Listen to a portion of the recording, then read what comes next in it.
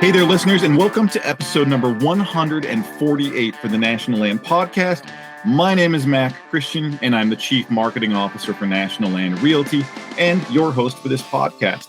Now, today, we're talking about exit strategies for real estate. If you sell real estate, you need to consider taxes.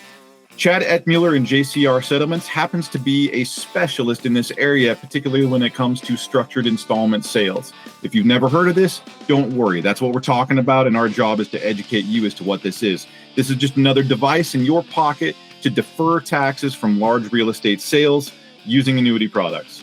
Now, sit back and enjoy. We cover a lot of great information here. Thank you. Okay, so I am sitting here with Chad Ettmueller. He is Senior Vice President at JCR Settlements. And Chad, I want to sort of just take it off the top as far as, what's your personal background? How did you get into this side of things? How did you get into JCR Settlements? What was sort of your journey to get here? Yeah, thanks for having me, Mac. It's a pleasure to share that with you. So JCR Settlements is first and foremost a settlement planning firm, which means that I spend the majority of my time until recently working with individuals who have been catastrophically injured or families who have lost a loved one to a tragic accident. We will help those families. We will help those individuals to settle their litigation, and then we invest any portion of their settlement into what's known as a structured settlement. In short, it's a series of future payments that they get to design to meet their unique needs so that the money isn't paid to them in a single lump sum and they have the risk of losing it through mismanagement. We help them to meet those needs, give them the assurance that their financial needs are met over the course of their lifetime. As you can appreciate, if somebody's been hit by a semi-truck and they are now a paraplegic or have had a terrible brain injury, their life has been irreversibly changed, and they may not be working, they may not have health insurance, they're fearful of how the mortgage is going to be met, food's going to be put on the table. We address all of those needs and create annuity solutions for them. That's about a 55-year industry, Mac. There are literally tens of millions of individuals across the country have taken part in structured settlements over that 55-year period. And I'm proud to say not one of those payments has ever been missed. So it's an industry that serves a very niche purpose, but a very important purpose for our communities and allowing these folks to get back in the saddle, if you will, and get on with their lives and just have that confidence that the needs of their families, the needs that they may have individually are going to be met and taken care of. And that has now grown into what we're going to discuss today with respect to structured installment sales. And I was going to ask, the annuities, as far as conversationally, a lot of people have heard them, heard the phrase, kind of know what it is. Whenever I've had conversations about it, which oddly enough, I have had conversations about it. It's the easiest way to describe it is it's the same concept as a pension. It's just private market versus your company pays for it. Is that on track? Yeah, that's a great analysis, Mac. And I think, if we were talking about annuities outside of personal injury litigation or the sale of real estate, as we're going to be talking about today, then annuities may be viewed, especially by financial planners, as a four-letter word, right? They tend to be very conservative in their nature. The yields are more conservative than what you might be able to gain through some aggressive financial planning. And so financial planners, rightly so, believe that they can do better through other financial vehicles than they can an annuity. However, what we're talking about today is different than the commercial annuity that would be available if you and I were to walk into a Smith Barney office or a Merrill Lynch office today and you grab an annuity off the shelf. This is a completely different product. Those annuity products are seriously constricted and confined as to what they can and can't accomplish, as to what an individual can do in terms of their design. They're very narrow guidelines with respect to that. With structured installment sales, with structured settlements, we can design payments in literally any manner that an individual may need, which is something that a commercial annuity cannot do. When I mentioned earlier that we're a niche market, let me better define that for you, right? There are hundreds of thousands of financial planners throughout the country. There are only about 400 structured settlement planners in the country. And so we have been vetted and approved by the life insurance markets to offer these products, even though the products I'm offering are from companies like MetLife, Prudential, Independent Life, Pacific Life.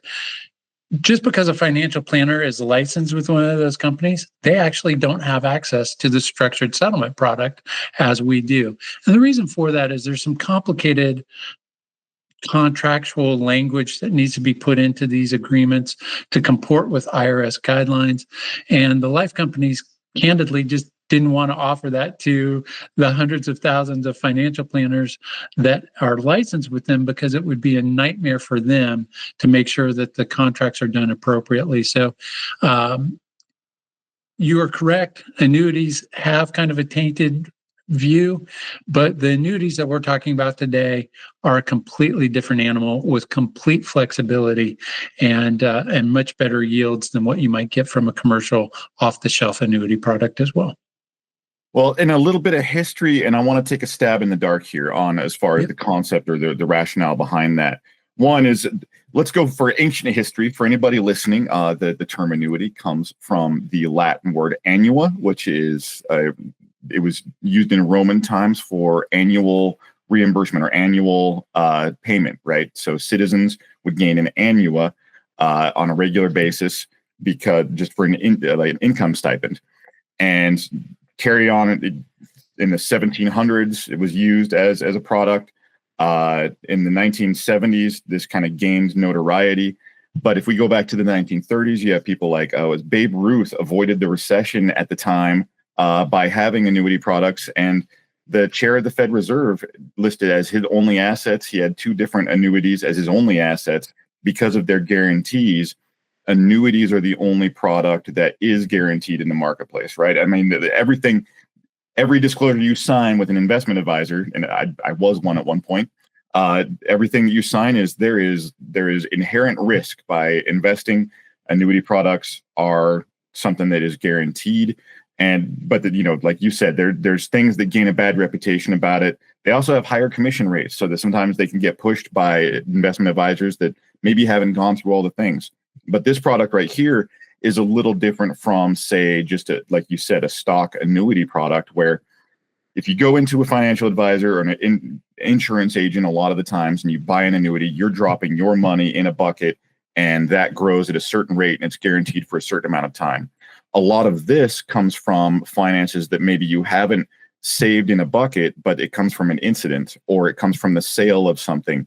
It's usually an incidental thing, which in your case, you're talking about throwing things into a bucket for protection from a specific circumstance. Is that kind of... It's as if you're a settlement planner, Mac, right? All right. You understand it perfectly. You explained it perfectly. From the injury perspective, and I realize your listeners may be going, "Why are we talking about injuries here?" Right? But it's important to lay the groundwork so that everybody understands the chassis upon which the structured installment sale is built, and the rich tradition, 55 years of no missed payments, of tremendous performance, and you're exactly right. We've all heard it. Past performance is not indicative of future performance, right? That's the one. There it is. But with annuities, fixed annuities especially, what you see is what you get. When I send an illustration to a client to share with them what we can do to help them. The numbers that I send them are exact. Those are the exact numbers that they're going to get. They don't have to think about it. They don't have to back anything out, and there are no fees for our services. We get paid a one-time commission by the life insurance company with whom the annuity is placed. There are no management fees, no setup fees.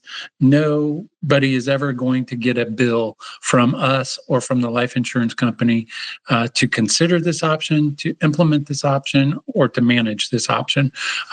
So you're exactly right. This is a unique opportunity for individuals in the focus of our conversation today who are selling their property.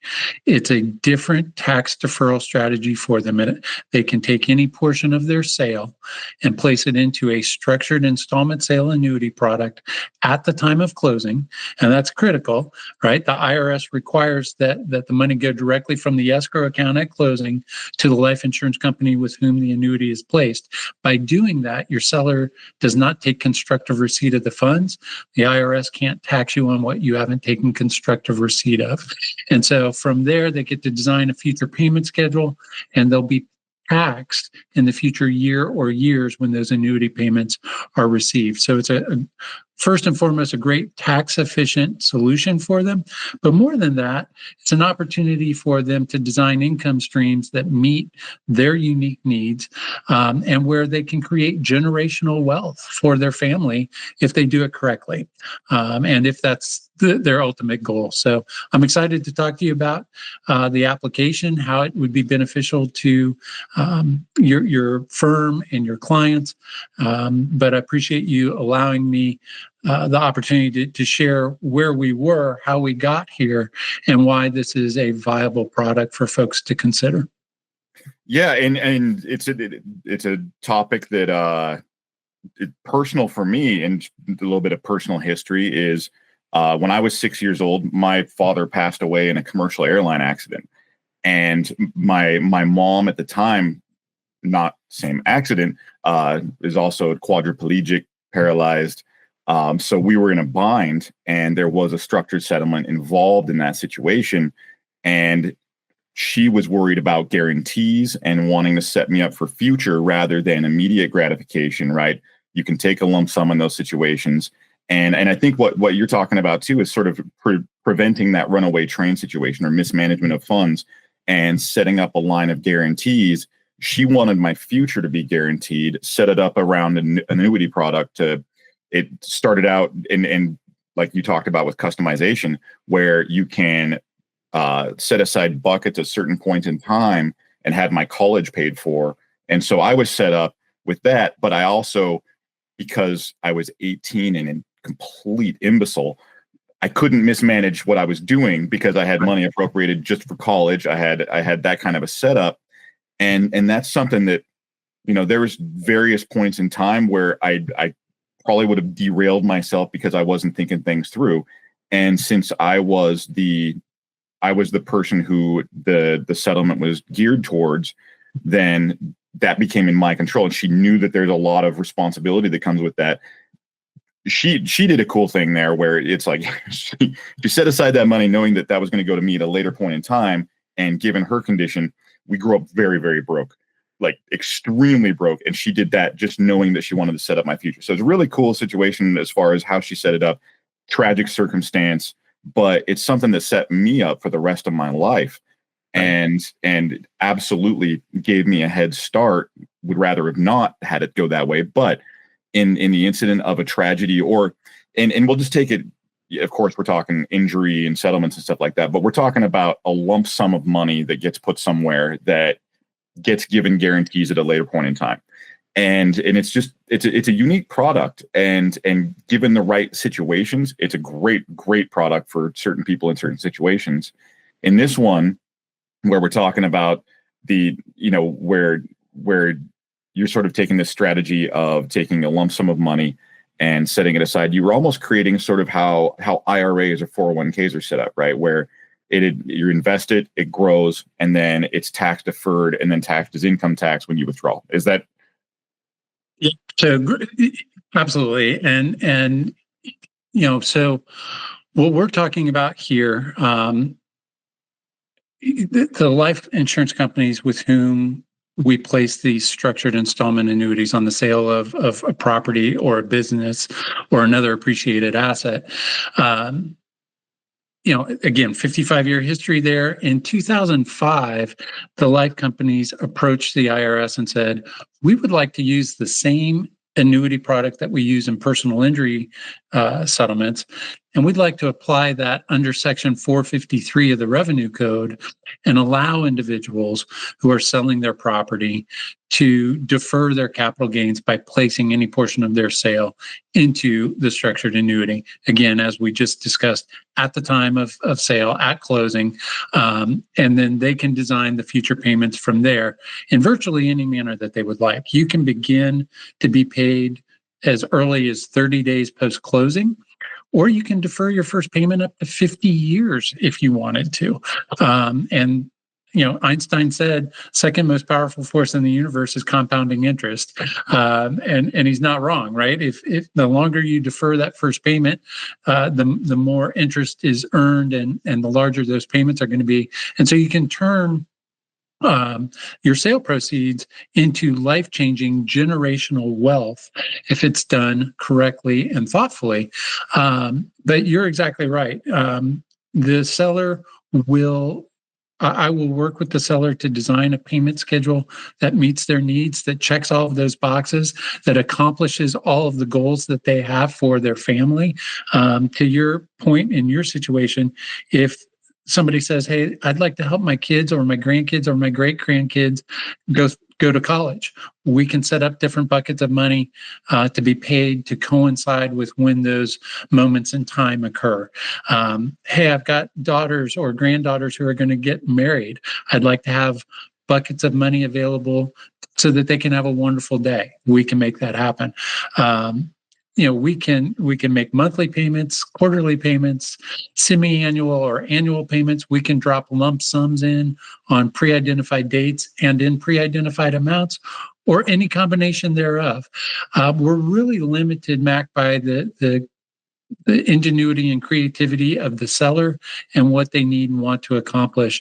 And to your point, they will not pay a penny's tax on any of the structured installment sale until the future year or years when those annuity payments begin to be received. And so the life company will send them an annual 1099-B that says, Mac, we paid you in 2028 this much money. Of that amount, this portion is deferred capital gains, and this portion is ordinary income.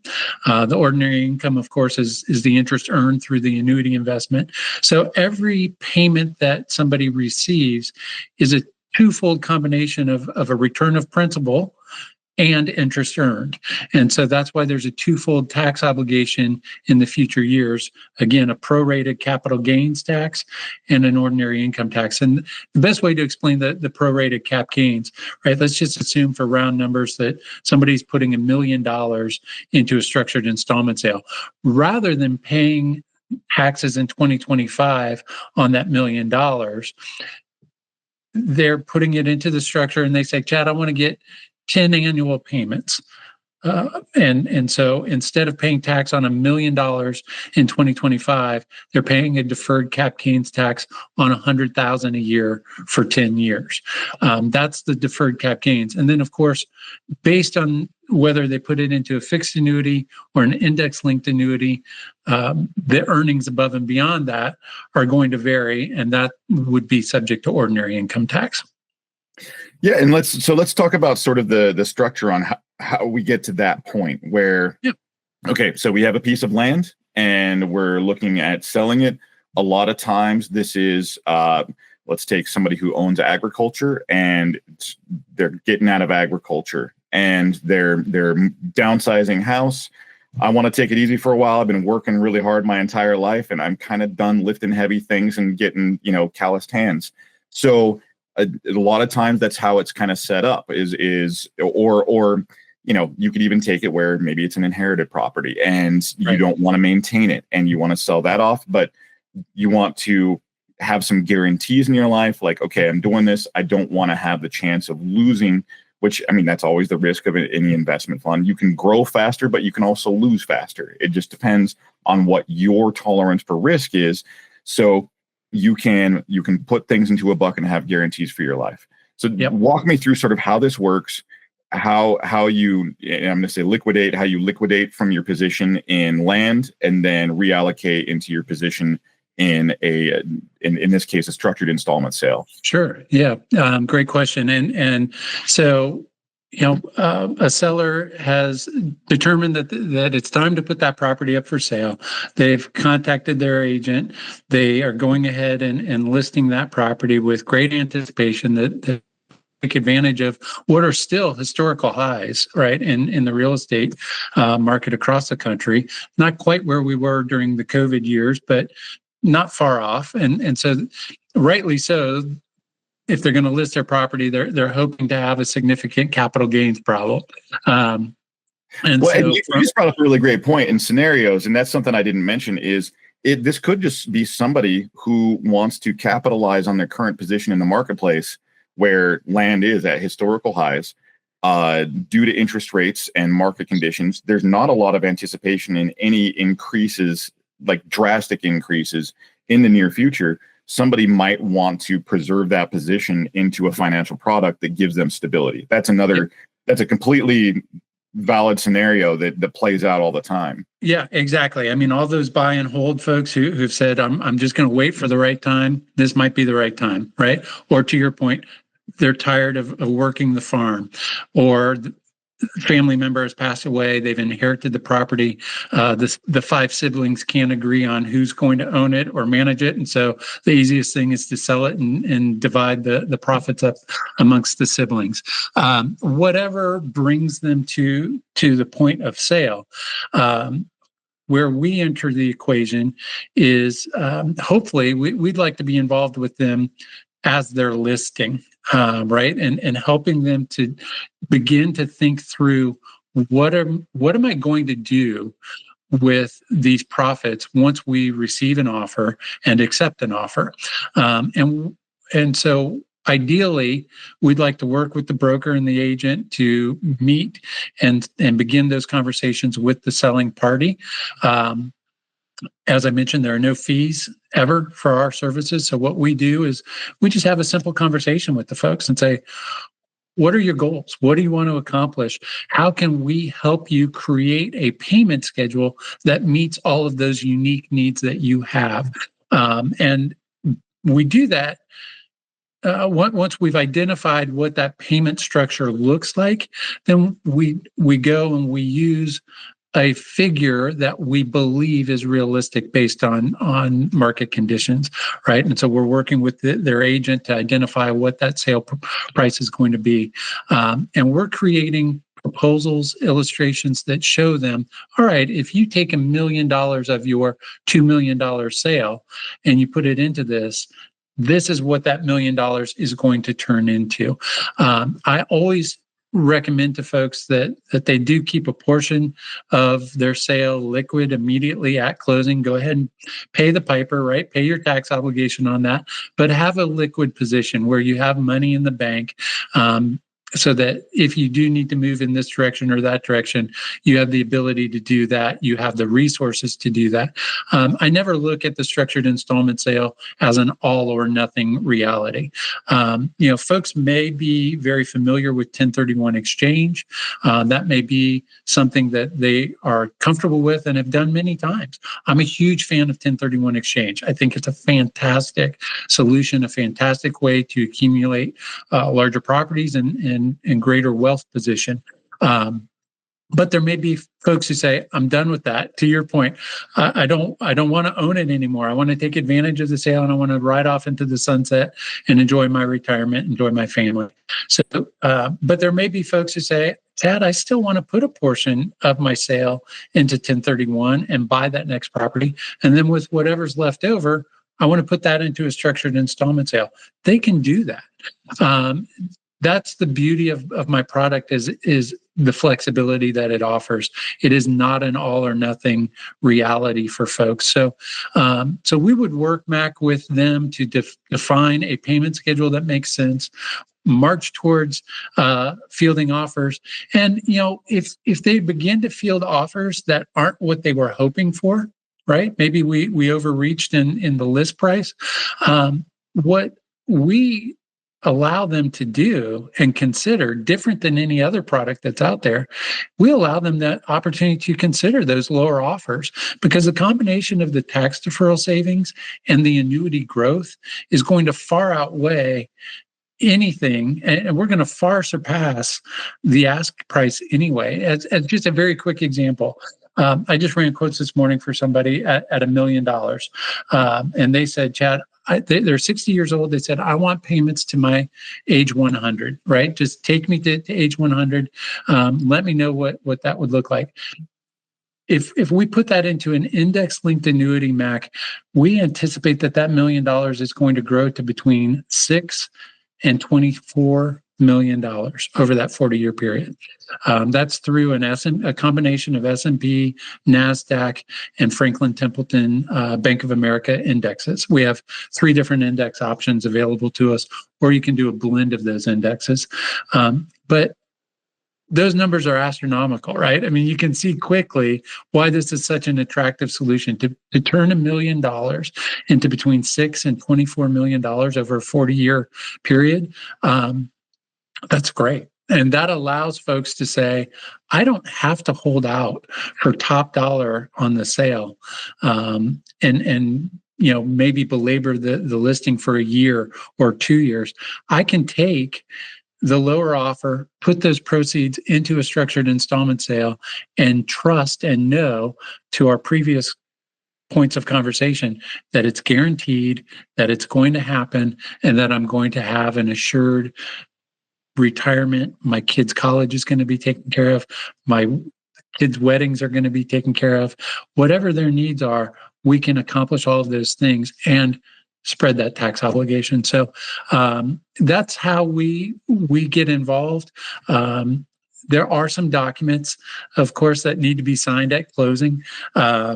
There are 2 documents. In fact, the first is an addendum to your purchase and sale agreement. It simply says a portion of the sale proceeds are going to be placed into a Section 453 structured installment sale, and it defines the future payment schedule, right? The generosity of the IRS has its limitations, and while they realize they're not going to tax the seller in 2025 when the sale occurred, they do want to know when those future payments are forthcoming so that they can levy their tax obligation in those future years. So that addendum to the purchase and sale agreement is the first document that gets executed.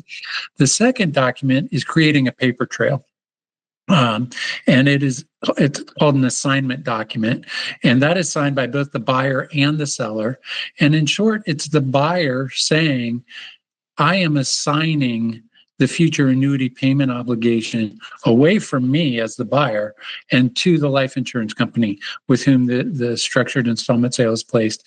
And that's required by the IRS and the life company to create that paper trail so that there is no immediate taxation to the seller. We like to get those documents in the hands of both parties well in advance of closing, so everybody has an opportunity to review the documents, call us with any questions, so that when they sit down at the closing table, nobody's caught off guard, nobody's surprised by anything that they're being asked to sign, and the closing runs smoothly. That's you mentioned something there that kind of flagged for me. You mentioned the age of the client, right? You mentioned like in your 60s, 50s, and that's where you enter some of that, the conversations of the value of sort of open index investments. And I'm just going to say index investments or equities or however you want to say it, just market investments, mutual funds, how the things that you set up with a financial advisor. And when you enter those ages, 50, 60, we'll say even 70, your investment allocation tends to go really conservative, and not for everybody, right? Everyone has different risk tolerances. One scenario is not everybody's scenario, but a lot of the times at that age, you start moving more into municipalities, bonds, things that are less volatile. Whereas Something like this, you take away the volatility and you have a guarantee, and that's where something like this, that's where this conversation starts to get really like, okay, that's making some sense, because and so I want to ask you too along those lines, and clarify for anybody listening. You said there was two options. There's a fixed and an index. And a fixed is a stable payment. You can invest more conservatively behind the scenes, because you're essentially handing your money to a company who invests the money to help it grow, to give you guarantees. But then if you go through an index investment, then they're able to invest a little more aggressively and grow that money faster and defer that to you. You have more gain out of that. If you could clarify what the fixed side versus the index side. Yep, happy to. And I appreciate that question. So ultimately, what most of our clients end up doing, Mac, is a combination of both. They put we all manage our lives on a monthly basis, right? We all have our monthly bills, our mortgage, our car payment, our utilities, our groceries, our insurance payments. All of that is in a monthly bucket that we all have. And so what most of our clients end up doing is saying, I want to cover my monthly obligations with guaranteed fixed annuity yields, right? So if my monthly obligation, my monthly outlay is $10,000 a month, I want to put whatever amount of premium, amount of my sale is necessary to guarantee that $10,000 a month, so that I don't have to worry about it. I can lay my head on the pillow at night and know that that money is coming in, deposited directly into my account the first of every month, and all of my bills are going to be paid with those proceeds. Then, with what's left over, where I can afford to be speculative, I want to put that into the index-linked annuity solutions, and hope that it goes hog wild, right? Where I get yields as high as 12% potentially.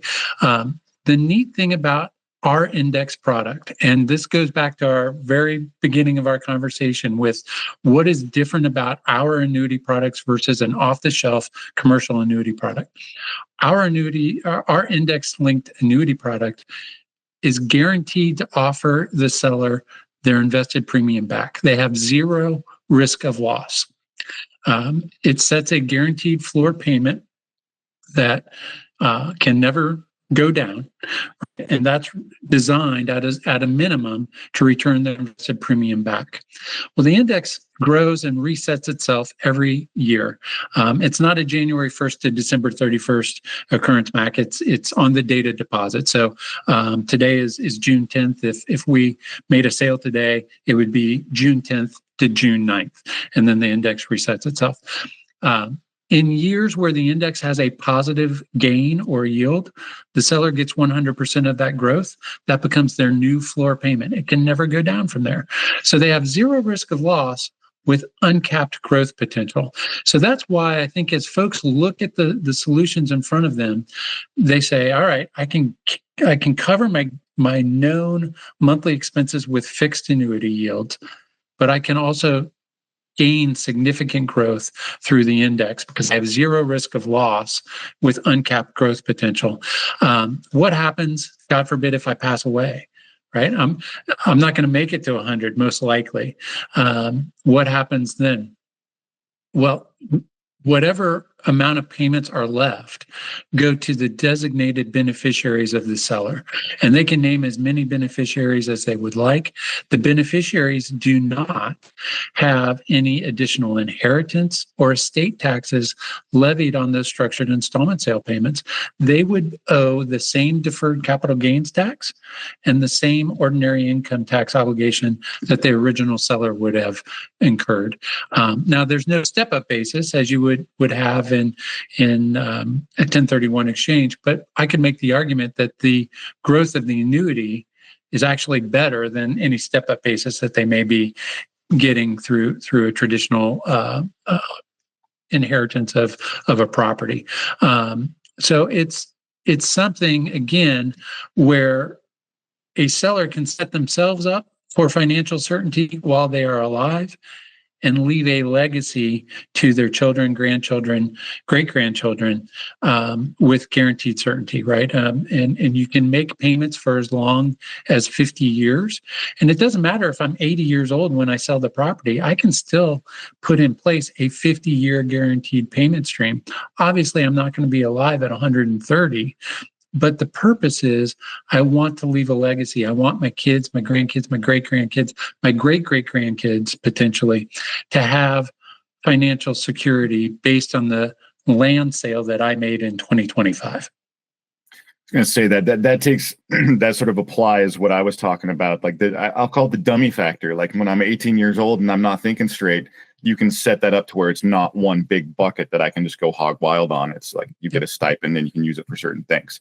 Yeah. And it's kind of set up like that. I wanted to ask you about, well, actually, no, I wanted to let's rewind a little bit. So where you're talking about index investing and just want to make sure that anybody listening kind of understands what that is. Do you have specific target indexes that you're looking at for each one of these, or what sort of how's that? Do you use one for all, or do you mix those up? Yeah, great question. So we have 3 indexes available to us. We have the S&P, which is what most people, when the average person thinks about the stock market and they're watching the news at night and they see the ticker going across the bottom of the screen, that's the S&P, right? That's what most people think of and understand and know when it comes to investment opportunity. It's kind of the gold standard of the financial services industry. So that's one index that's available. Then the NASDAQ 100 is available. That's a list of the top 100 companies in the United States and how their stocks are performing. Companies like Apple, right? Google, Chevrolet, Ford, big blue chip companies that we all know and are familiar with. And then we have a third index, which is the Franklin Templeton Bank of America Global Index. Franklin Templeton's the 5th largest investment firm in the world. Bank of America, of course, the largest bank in the United States. They've combined to offer a unique index that can only be purchased through a structured installment sale or a personal injury settlement. To our original conversation, this is an index that you cannot get if you walk into any financial planning office. It's only available through the transaction of the sale of a piece of real estate or a business or personal injury. And so individuals can choose to put all of their money into any one of those 3 indexes, any 2 of those indexes, or spread it out amongst all 3 of them. And most folks end up doing that exact thing. They'll put a portion into the fixed, cover my known expenses, and then let me spread my allocation across those 3 indexes and get a very nice blend of performance from all 3 of those. And the life company will send an annual report, as I mentioned, every year and say, hey, Mac, this is how the 3 indexes performed. And as a result, your payment is increasing from $5,000 a month to $5,800 a month. And it will never go down from there. And next year, it's going to go from $5,800 to $6,200 a month. And it will just continue to grow and grow and grow. There may be some years where the index does not perform with a positive yield or performs neutrally. If that happens, whatever payment was in place from the previous year just continues for the next year. And then hopefully we get a bounce back in the index and it continues to grow. So, it's a great way to really think through those things. And I want to touch on a point that I didn't actually cover in your previous question. You said as we age, we tend to go into more conservative investment strategies, and that's absolutely true. This product allows folks to do that, but also get aggressive if they want to. And you mentioned your mother being a quadriplegic, right? Healthcare in her later years, I imagine, was very, very trying, right? And it's trying no matter what. But as we age, our health diminishes, right? And I don't want to end up in a nursing facility. That's just my personal preference. I don't want to do that. I want, and I hope I have, the financial dignity to invite home health care providers to take care of me in my house, where I'm comfortable, where I'm familiar. This annuity solution allows folks to consider all of those different realities, right? I've got a vacation fund. I've got my kid's wedding fund, college fund, all of these different buckets that we've been talking about. But one bucket that most of us don't want to talk about or think about is, what's my fourth quarter healthcare situation going to look like? And I need a bucket for that. And I want to make sure that I've got money for that. The indexed annuity, those payments really, really accelerate in the later years. And that's how we're able to grow $1 million to potential $24 million. I mean, the monthly payments at age 100, just as an example, are range somewhere between $150,000 and $360,000 a month. It's monopoly money. It's almost absurdity, right?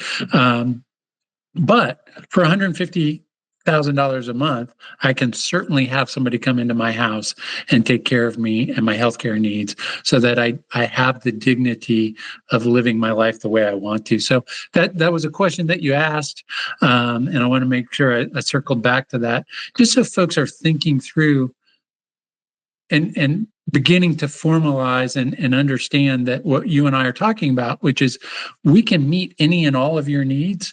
We really can. We really can do that for folks. It's just a matter of designing it thoughtfully. The one thing I do want to mention, once the close of escrow has occurred and that payment schedule is defined, it cannot be changed, right? So we've been talking about all the great things and great aspects of the product that I have to offer. If there is a negative, if there is a downside, it's that the payment schedule cannot be changed in any way, shape, or form. So that's my job, to be very thoughtful in creating a payment schedule that makes sense, that folks are comfortable with, that they are going to be reliant on. And that's why I said I always want to make sure that we keep adequate liquid resources on hand for any contingencies that we might not be able to see as we sit here today. Yeah, and to kind of double back, like I did want to jump into the index conversation really quick, as far as when we're talking, an S&P index or something like that. The S&P 500 is 500 companies that are profiled as an index, and how they grow and how they decline is sort of put it together in an aggregate, as opposed to a mutual fund where you're betting that somebody else can put together the right group of companies to give you money, or you go individual investments and you just throw all your money in a Coke and hope they do well, right? So it's like, right, you have those, but when you're moving with an index, indexes tend to be a little bit more stable and have a stable growth pattern. And then your investments are geared up in similar ratios in those companies to match it and then grow through that. I wanted to ask you, and I love that you brought up the fact that once you're in, you don't change, because annuity products, you can sell future payments for a reallocation or a new distribution, right? Where you can go through a legal process for that and do that. This is not the case for this product. You're in, and you're not going to modify it. So if something happens, like let's say there's a health emergency and there's an immediate medical cost, you're still going to be on that sort of pension plan and in there. So that's why you advise that people put aside a bucket. Like, this is your emergency reserve. You have a parachute right here. It's ready to go. Move on with life. And if you need that parachute, it's there. It's kind of the setup. Wanted to ask you about taxes. So you have an investment that you are liquidating, and whatever position you hold, if there's capital gains in that investment, that gets deferred into this product. And then as you withdraw, it becomes income tax, or are you still taxed at that capital gain? So what's the sort of the structure on when you withdraw and you get taxed? Yeah. So again, no immediate taxation in the year of sale.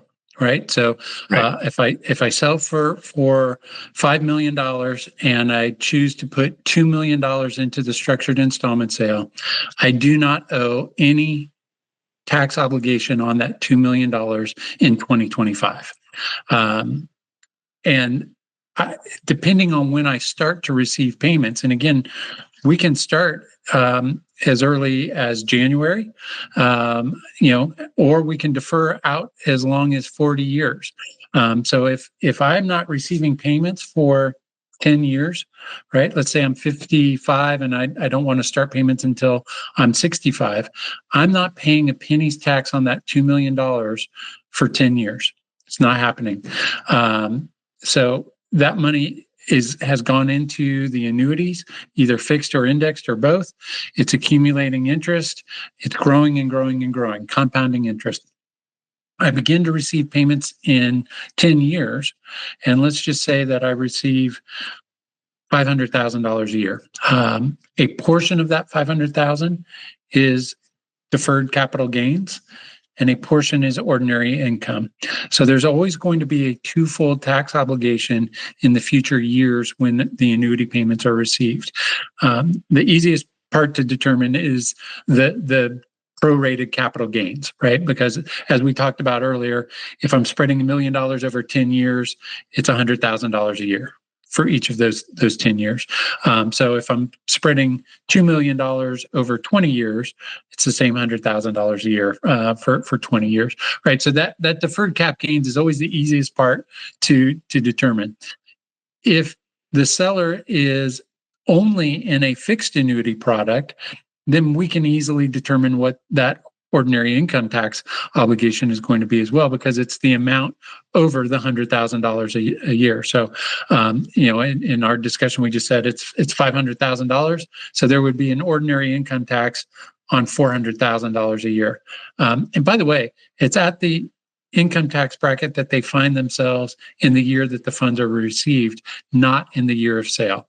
Likewise, it's the capital gains rate in the year that the funds are received, not in the year of sale. So potentially cap gains could go up, it could go down, it could stay the same. Nobody knows. I heard somebody speaking on behalf of the current administration saying that they're looking to eliminate capital gains. I don't know that will ever happen. It doesn't make financial sense for the country to eliminate that tax. It would be great for us individually if that happened, but point being, it's not at the cap gains rate in 2025. It's at the cap gains rate in the future year or years when you receive those payments. So I hope I answered that question about the tax obligation. Again, the life companies will send a 1099-B to the seller every single year and clearly define what the amount received that year was, what portion of that is deferred cap gains, what portion is ordinary income. So the seller can very easily take that 1099-B, turn it over to their tax advisor, and that individual can prepare their tax obligation using that 1099-B. So I want to make sure I have it, because I think I do, but I do have a question. So let's take your scenario, $1 million, right? Let's say your basis in it when you acquired the property, it was $500,000, and then you liquidated at a position of $1 million. So you have $500,000 in capital gains, you have $500,000 in basis. You go into an annuity and you defer that for, using your scenario, staggering out for 10 years. We have $100,000 a year. If I've got this right in my head, you would have $50,000 a year that is untaxable. You would have $50,000 a year that is taxed at that capital gains rate. Is it prorated like this? It's sectioned off in percentage of head. So it's based on the amount received through the annuity payments each year. Excuse me. It's just taxed as that point. And does your basis come into play with that then? No, that's all taken care of. Well, yes. So there's a portion every year that would be basis, untaxed. Excuse me. Typically, what most people do is they just take their basis out at closing, right? And okay. And then they use the capital gains section. There we go. Yep. Yep. And that becomes their liquid emergency bucket, right? Yep. And because I don't owe any taxes on that this year, you could put the entire $1 million in, and there would be a portion of basis that is not taxed. The advantage to doing that, of course, is you're putting more money into the investment, and it's going to grow That's at what I a was larger thinking. rate. It's like you want to throw a bigger bucket in there so it can grow faster because of the Correct. position that you hold. Yeah. Okay. Excuse me. Yep. But most people end up taking their basis MAC at closing, and they use that as their immediate liquid resources. To your point, something tragic happens, a medical emergency happens, you cannot change the annuity payment. You're exactly right. But what you can do is take that annuity contract to your personal banking manager, your local bank, and you can use that as collateral to secure a line of credit or a personal loan. Oh. The banks understand exactly what these annuity contracts are. They understand the strength of these annuity contracts, the guaranteed nature of these annuity contracts. And so they're happy to lend against it. So if a seller finds himself in the most dire of circumstances years down the road, while they can't sell their annuity, right? And I think what you're alluding to, most people's understanding of structured settlements are those terrible commercials late at night for J.G. Wentworth, right? It's my money and I want it now. I want some cash now. Yeah, exactly, right? I'm going to sell my annuity. And those are companies that will pay you today for you to sign over your annuity payments to them, right? So if I had a $100,000, if I had a $100,000 lump sum due to be paid in 5 years, they'll write me a check for $17,000 today if I sign over the $100,000 to them 5 years from now, right? Right. And so that can't be done with the structured installment sale product. That J.G. Wentworth solution is not available to them, which is a good thing. It is. But they can use the annuity contract as collateral, and they can put that up as collateral to secure a line of credit or a personal loan. I just love that a marketplace forms around the product. So like what you're describing, I mean, it's basically, you've got an annuity HELOC, right? Like this kind of what this kind of ends up being that you can do. So you can manipulate that a little bit, get an advance but they're going to capture future payment based off of that advance.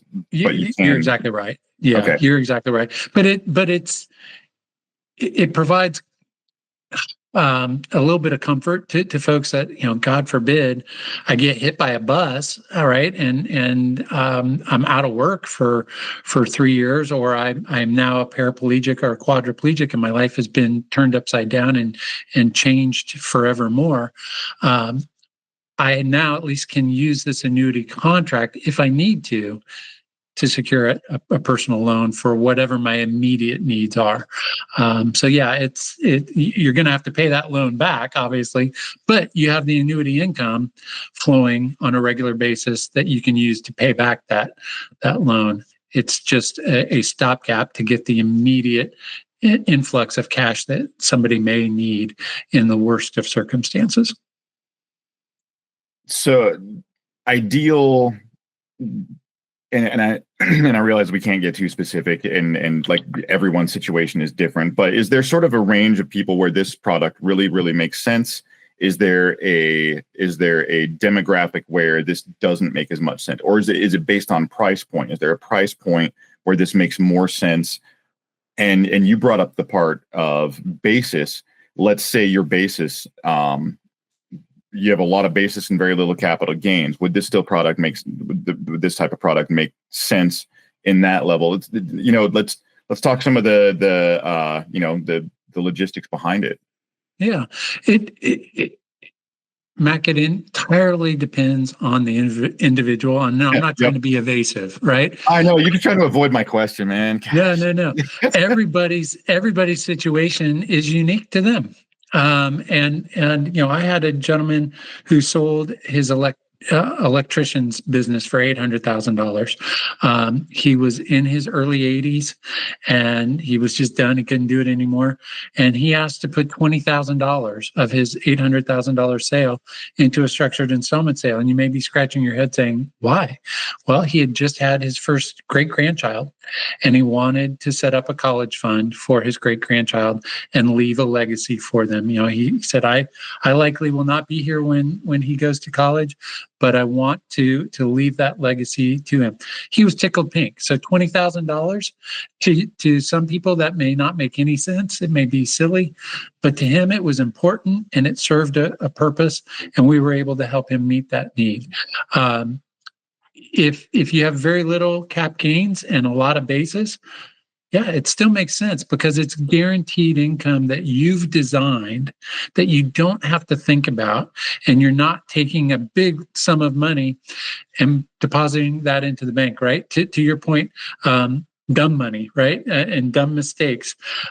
Most individuals today have never had more than $20,000 in their bank account at any one time, right? It's just the reality of our world.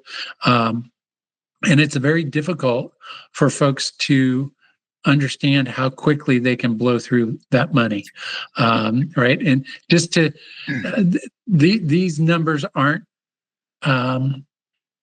in relation to structured installment sales, but on the personal injury side of my business, the average individual who has sustained a personal injury and settled their case, that individual, 50% will have completely dissipated their settlement within 12 months, 90% within 5 years.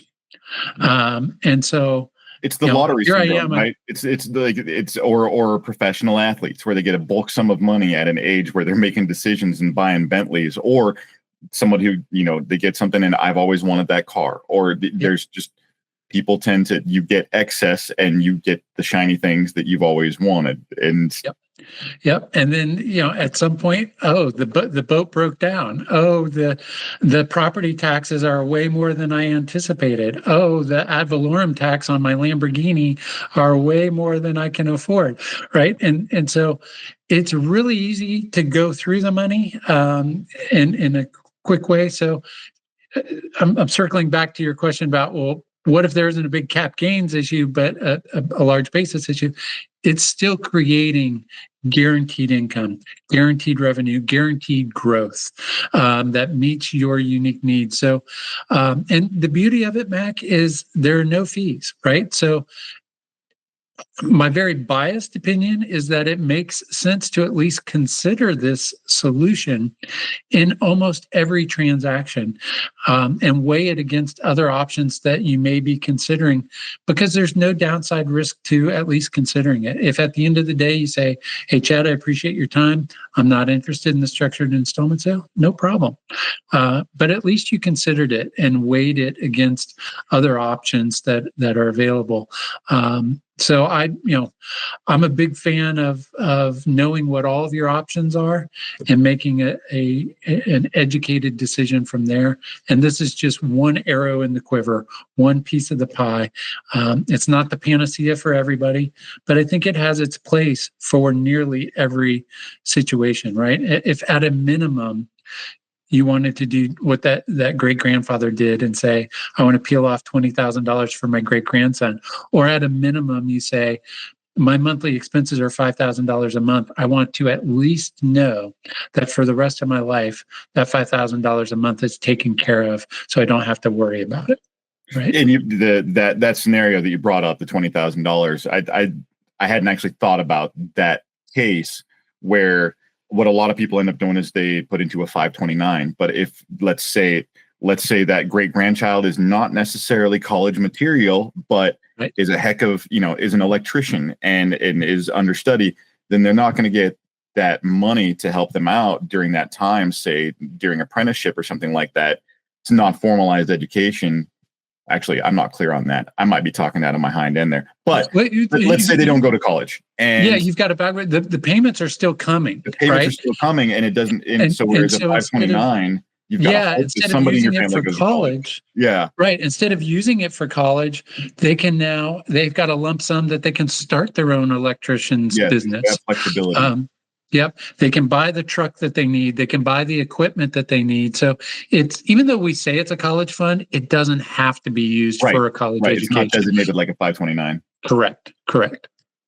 Gotcha. Okay. And then are there people that this doesn't make sense for, that maybe should look at other things? I don't think so.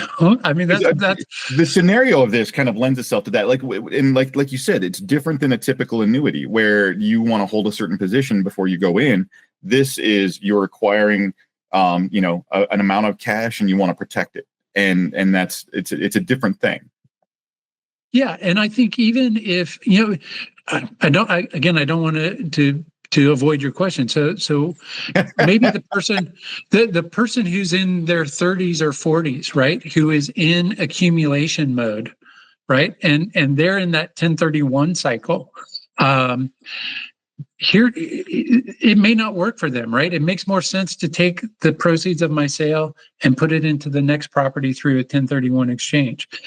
But here, to that point, I'm hearing more and more often from real estate professionals across the country that inventory is low, and as you start to step up, right? I've had some successes, and I'm now at a point where I've got a large sum of money, and I can't find that next 1031 property to roll into. This is a great pivot from that cycle for this reason, and in this scenario. I have a lot of folks who say, I can't find the property that I want. I'm going to go ahead and take my $2 million, put it into a structured installment sale, and schedule a lump sum 3 years from now, 2 years from now, 5 years from now. And that will give me the runway that I need to work with my land professional to identify that next property, because I know that in 2 months or 2 years, I've got a $2.3 million lump sum coming back to me. And now we've got our target in, and we can go and find that next property. I couldn't find it right now, but I'm guessing I can find it in the next 24 months. And I know exactly how much I'm going to get back. So I don't think there's a scenario. I don't think there's an individual for whom this solution doesn't work. But if there were a person, I think it's the person who's in accumulation mode, Mac. So if you were in a 1031, but you rolled into this to defer, when you roll back into property, are you still maintaining that tax deferral? Unfortunately not, right? You're going to receive the annuity payment, so you have to pay your tax obligation. But the difference is I have certainty. I know exactly what that lump sum amount is going to be. I understand. Okay. I know exactly what my tax obligation is going to be and what my net is. So I can now work with my real estate professional to identify that next property. I've got 2 years of runway to find that next property. Gotcha. And okay. I jump back into the land ownership game in 2 years from now. And then I start the 1031 process again. Okay. Gotcha. I try to keep track of time. I've run you over by 5 minutes. What I wanted to ask you is there anything that I have not asked you that I should have? I don't think so. I think that the highlights are that there's no fees associated with this, so it makes sense to at least consider it. We want to be working with sellers as early as possible in the process so that they understand what can be accomplished through this vehicle to their benefit, and they can field offers knowing how that's going to translate into the annuity and what they're trying to accomplish. And then we just want to make sure that we have enough time. I like to have 2 to 3 weeks prior to closing to prepare all of the documents and get those in front of both parties so that nobody's caught off guard at closing. Beyond that, we're happy to answer any questions anybody has. We're happy to run illustrations for anybody that they would like to take a look at, and work with them to identify whether this is a solution that is appropriate for them.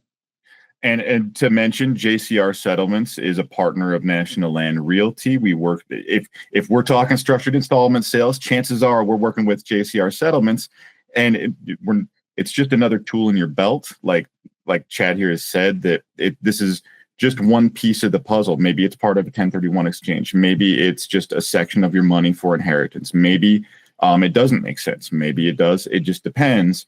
And it's just one more thing to be educated about. But the big thing is, if you are a real estate professional representing a client, or if you are a seller of land, don't put yourself in a reactive state and have to panic and come up with this. Talk to us early about this kind of option. And real estate professionals mention this early as a possible option so that people have time. Yeah, exactly. And I know we've shared with your home office, Mac, some language that your real estate professionals can put into their listings. It's just a disclosure statement that says the seller reserves the right to participate in a Section 453 structured installment sale, and will rely on the cooperation of the buyer to effectuate the same, right? It doesn't bind the seller to participate. It just says I'm reserving the right, and it puts the buyer's agent on notice that, hey, there may be a tax deferral product here that my folks need to help with some paperwork. It's not too dissimilar from 1031 language that is in listings as well. But I would encourage any of your real estate professionals listening to reach out to the home office, get that language, and include it in your listings, just as a matter of practice, so that it's there, and the ability to transact an installment sale is protected. Excellent. Well, Chad, very much appreciate your time. You never know what to expect in a conversation. And it's not like you go into a conversation about annuities or annuity settlements and think exciting, but it's a really exciting conversation. It's fascinating, right? So it was like, okay, this is very, very good. And it's a very cool tool that people have at their disposal. And I appreciate you talking about it.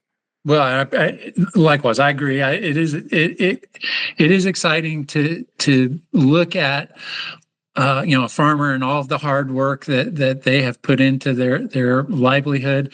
They can now enjoy the fruits of that labor, right? And design things to meet all their needs. That is exciting. It gets us excited every day as well. So I appreciate the opportunity, Mac, to spend some time with you and discuss it, and look forward to being of service to National Land Realty and your clients. Excellent. Much appreciated, sir. Thank you. You have a great day. This concludes episode number 148 for the National Land Podcast with Chad Ettmueller of JCR Settlements.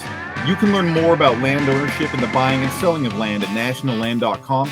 And please remember to subscribe to this podcast so you don't miss our next terrific episode. Hopefully you learned something of value here today, and hopefully you learn something of value next time. That's the whole purpose of this podcast, so make sure to subscribe. Thank you again, and I'll see you next time.